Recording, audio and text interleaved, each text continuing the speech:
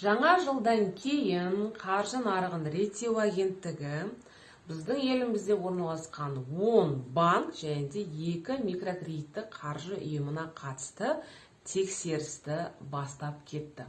Жалпы бұл тексерісті бастау үшін негіз болған нәрселер ол көп қарапайым адамның банктердің және микрокредиттік қаржы ұйымының үстінен мошенничество бойынша шағым жасауы түрткі болған. Яғни қазіргі таңда сіздер білесіздер, осы банктерге қатысты және микрокредиттік қаржы ұйымына қатысты өте көп мошенничество болып жатыр.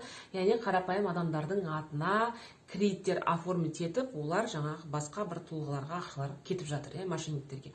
Сол жаңа мәселе бойынша қаржы нарығын реттеу агенттігі осы тексерісін бастады.